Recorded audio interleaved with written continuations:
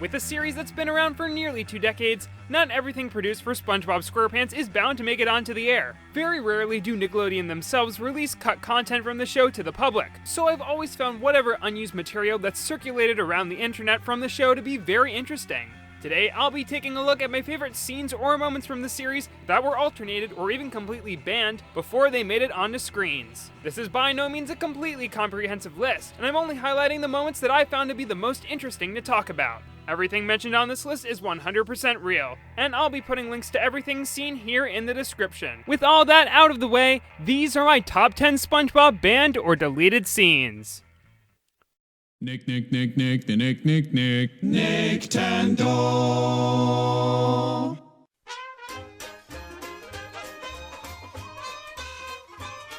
We're starting small with this first entry, as I want to highlight not a scene, but literal frames of animation, as the story behind how these were uncovered is something that I find interesting enough to mention here. The first season of SpongeBob was the only one in the series animated with cells, meaning that every single frame was colored and inked by hand, and then photographed on top of a background to create the show's animation. SpongeBob received a higher budget for Season 2, leading to the rest of the series being animated digitally in some form. The cells from Season 1 are now seen as collector's items, as owning one is basically like owning a part of the show. These Season 1 cells and backgrounds are typically sold online, and it's actually led to a little bit of new material circulating on the web, like random backgrounds that were unused for one reason or another. Some of this newly found material has created some nail-biting questions, like what was this image of a slice of pie painted for the first Mermaid Man and Barnacle Boy episode supposed to be used for? Sadly, we may never get an answer to that question.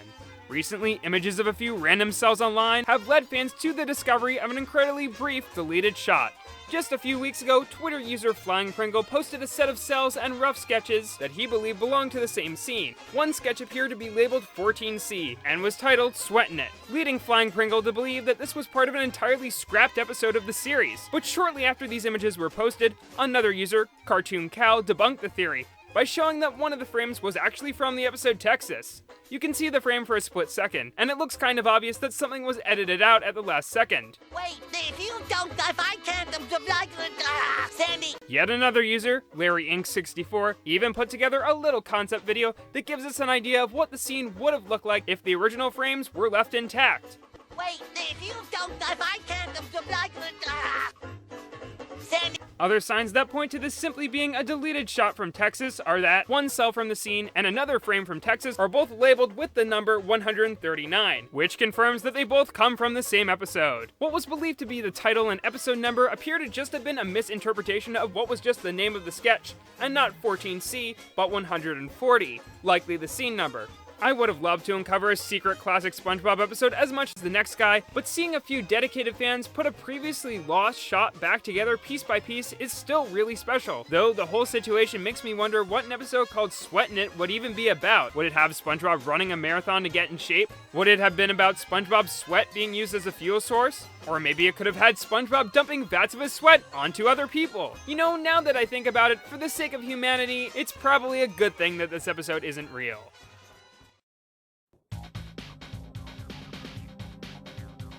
In SpongeNiac was a Season 8 episode with a dumb title about SpongeBob having difficulties falling asleep. The episode itself was nothing special in my opinion, save for the brief but memorable trippy dream sequence that SpongeBob has after drinking too much coffee. One portion of the dream sequence involves a giant Mr. Krabs with mustard dispensers for eyes chasing SpongeBob down a street. It's a small element of the episode as a whole, but as it turns out, it might have played a much bigger part at some point. During the SpongeBob panel at San Diego Comic-Con 2011, 7 Season 8 episodes were teased with short synopses. A quote from a recap of the panel read that, in SpongeNiac, Mr. Krabs has a nightmare and turns into a mustard dispenser. Of everything in the episode, this seems like the last thing that you would mention, and all the other episode descriptions from this recap are much less cryptic, and represent all of the episodes that they teased a lot better. While this isn't too much to go off of, this synopsis has led me to believe that when SpongeNiac was being developed, the focus of the episode may have been drastically shifted from focusing on Mr. Krabs' nightmares to SpongeBob's nightmares.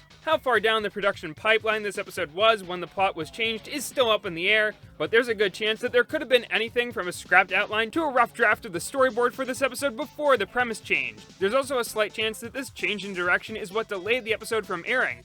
At first, it was set to air on January 16th, 2012, but was soon pushed back till April 9th. It's worth noting that SpongeBob was on a 4-month hiatus from airing new episodes in early 2012, and when SpongeBob did air, it did so during a 2-week-long marathon of new episodes. So there's a chance that the reason why this episode was held back was so it could air as a part of this big chunk of Season 8 episodes. We don't know why the focus of this episode was changed, or how much it affected the final product, but this story definitely makes an already weird episode like in SpongeBob even weirder. It should be against the law to have to write an essay on such a super sailorific sunshiny day. The most relatable episode in SpongeBob history, Procrastination, is one of a few episodes in the series to have an infamous deleted scene. One that has been cut out of airings in the episode in the United States after October 2006, though the original uncut version of the episode is very easy to find on most DVD versions of the episode. The way the scene itself was edited out is super jarring too. When you watch this version, you can clearly tell that something is missing, as they didn't even bother re-editing the music. Gee, this is harder than I thought. I can feel those juices pumping now. As for the deleted scene itself, while trying to avoid writing his essay, SpongeBob looks out the window to see an entire carnival right in his backyard, with Squidward sunbathing, Jellyfish playing tennis, and Patrick rubbing lotion on the back of a bikini-clad, dead-eyed Sandy. The more I look at this shot, the more it looks like an animation error. Like it looks like a miscommunication with the animation studio happened here. I fully understand why they eventually decided to cut this out, especially combined with the fact that the way Patrick rubs Sandy looks kind of fluid. But honestly, this shot looks as though it shouldn't have been a part of the final episode in the first place. The deleted portion of this episode continues past this to include SpongeBob keeping his eyes on the prize and daydreaming about what it will be like when he finally gets his driver's license.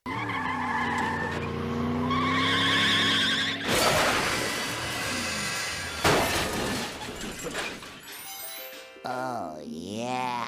It's funny because someone died.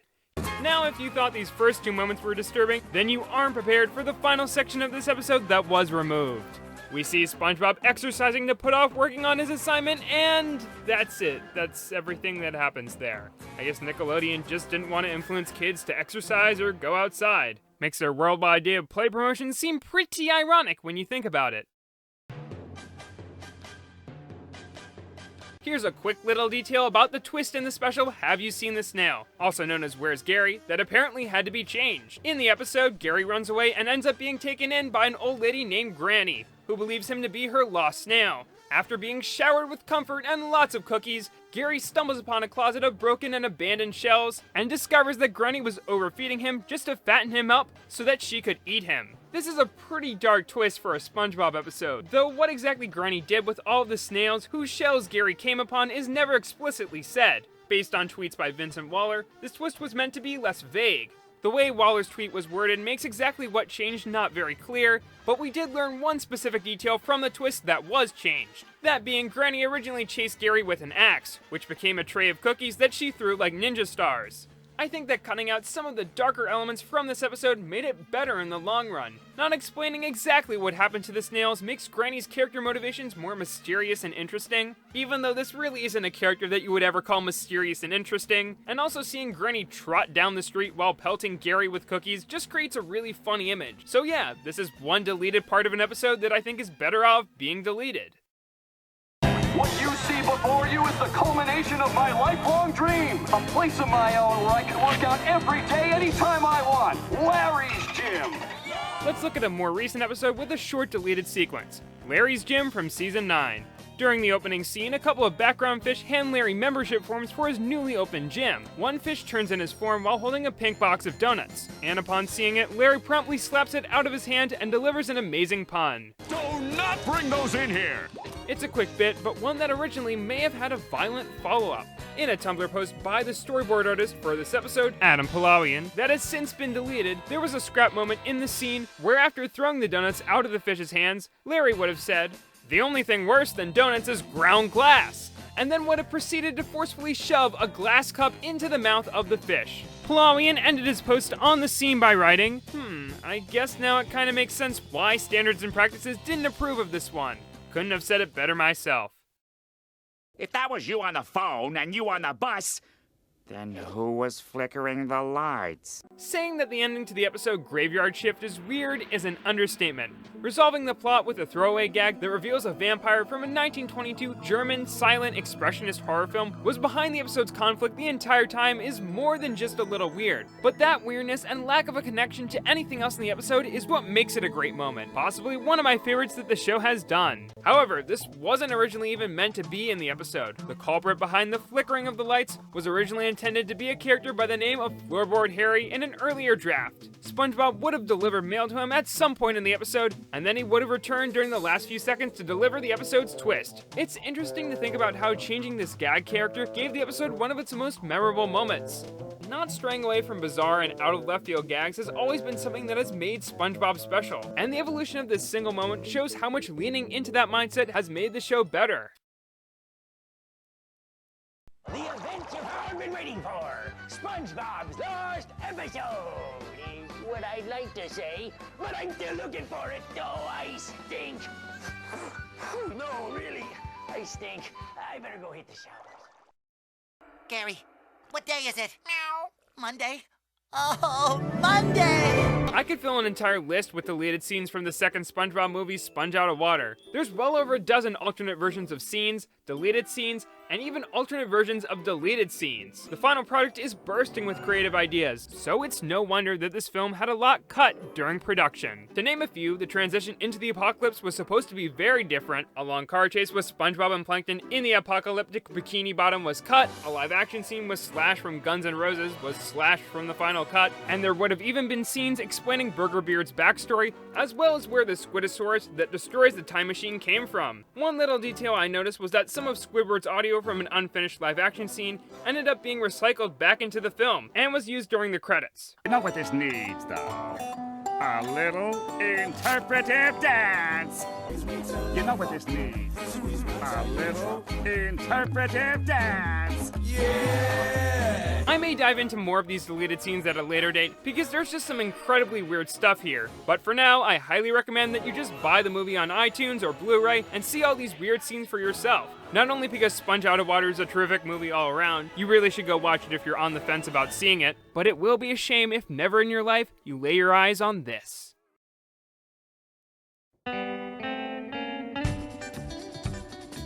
Speaking of the SpongeBob movies, the first film has a deleted scene as well, one that was cut when it was only a rough storyboard. When SpongeBob and Patrick escaped from the Shell City gift shop, they would have originally ended up in the middle of a bustling city, instead of a small stretch of boardwalk overlooking a shore. In this city, the duo would have found Sandy, depicted as a giant computer-animated squirrel. When seeing her on land for the first time, Patrick reacts accordingly. Sandy tells SpongeBob and Patrick that they can catch a nearby bus to the shore to continue their journey. Sandy says that she can't go with them because she's on an adventure of her own. Suddenly, government agents approach the characters, Sandy pulls out a bazooka and rapidly fires nuts at the agents while making her escape.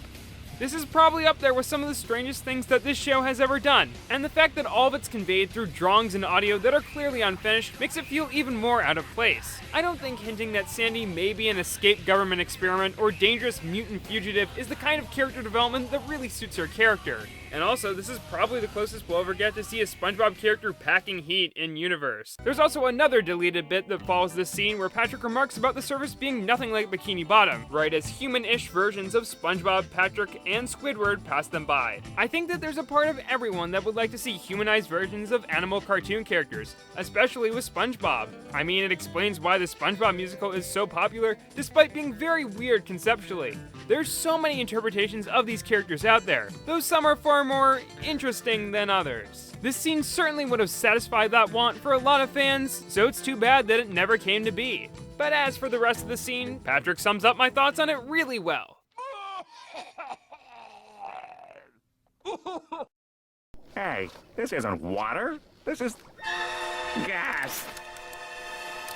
Here we are, the most notorious deleted scene on this list. This season 3 episode, Just One Bite, has a scene that is no longer broadcast in America. But unlike procrastination, you can't find it on any physical or digital release, and no one knows why. Officially, Nickelodeon has never given an explanation. We can only speculate by looking at the contents of the scene itself. The scene has Squidward trying to sneak into the Krusty Krab after hours to get another taste of a Krabby Patty, but he accidentally triggers the restaurant's defense system, a bucket of gasoline that falls from the door and is lit by a match, causing Squidward to catch on fire and scream in pain not once, but 2 times. This scene is far from a highlight of the episode, and I can kind of live with thinking of the recut version as the definitive one, but I still think that the scene is decent. The functionality of the alarm system itself is very strange, but seeing Squidward scream loudly in pain just makes me laugh. It's not unnecessary Squidward torture since he is breaking into a restaurant, and the look on Squidward's face as he realizes his fate is priceless. So why was this scene cut anyway? Fans speculate that either too many complained about the excessive amount of violence in the scene, and that it might have promoted kids to play with fire, or that the episode was a victim of circumstance. It originally aired on October 5th of 2001 in the US, and that was less than 1 month after the tragic terrorist attacks on the World Trade Center in New York. Some believe that the images of the Krusty Krab in flames were reminiscent of the attacks in some form, and that may have triggered a response so negative that it caused the entire scene to be removed. It is possible that there is a relation, but to me it seems like a bit of a stretch. Outside of the presence of gasoline, there isn't much separating this scene from the one where SpongeBob's house catches on fire in procrastination. Both clearly show the hazards that starting fires can create, so I'm not sure why one was cut and not the other. If I have to speculate, I think the reason for the scene being cut may just have been because Nickelodeon wanted an extra half a minute from the episode to be used for extra commercial time. To this day, they still use methods like speeding up episodes and playing the credits over the ending of episodes just to get some extra ad time in, so I wouldn't completely put it past them to pull something like this. Besides, I think just one bite flows just fine without the scene. I think fans might have overthought the explanation for why the scene was cut, and I believe that the real answer is probably a lot less interesting than people would like it to be. Hopefully, we'll eventually learn the truth behind the complete removal of this scene in America, but for now, it's as lost as the Patty Vault is from the rest of the series. Seriously, why have we never seen this thing again after this episode? It's the totally real deleted scene from I Was a Teenage Gary. Just look at that transition between scenes. It's not the traditional bubble transition, so there has to have been a deleted scene. I mean, I know that it's kind of been debunked because we have footage of the original airing of the episode, and no animation cells of the scene are known to exist after 20 years of them floating around, but it's all hiding the truth. That scene is still out there!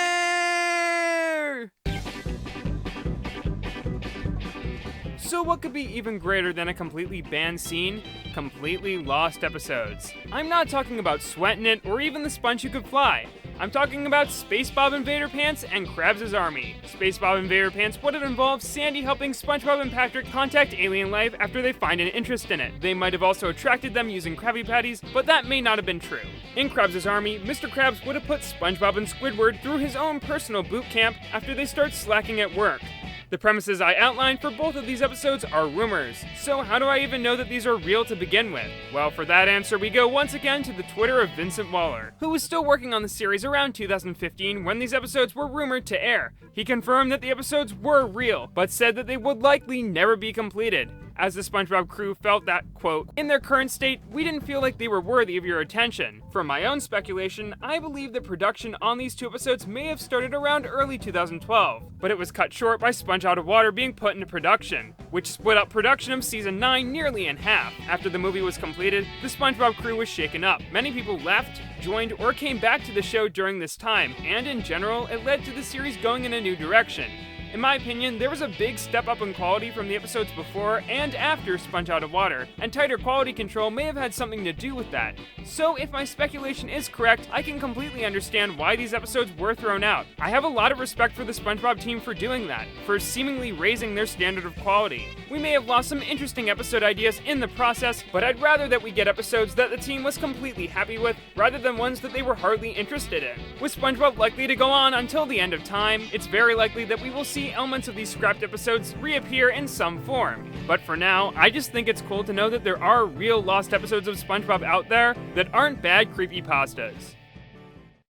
And that about wraps up this video. Thank you for watching, and I hope that you came away from this list knowing something that you didn't know before. Thanks to the incredibly talented Tyler S. for once again helping me out with some of the great artwork seen in this video, and to my friend Noah for filling me in on a few details on SpongeBob Invader Pants and Krabs' army. Both were a very big help when making this video, along with the SpongeBob Wiki Encyclopedia SpongeBobia. If you want to look into the topics that I covered here yourself, check out the pages for each episode I focused on, as well as all of the links that I put in the description. One more thing, I made a small appearance in my friend Cosmodor's video where he ranks the episodes of SpongeBob Season 7 from worst to best. His channel is great, and you should really check him out and his other SpongeBob videos if you get a chance. He also shares my undying love of Zeus the Guitar Lord, so he definitely deserves your time and attention. I'm Nintendo, and I can't really think of a witty way to end this, so here's the car crash from procrastination again. I definitely think that the carnage shown there will end this video on a high note.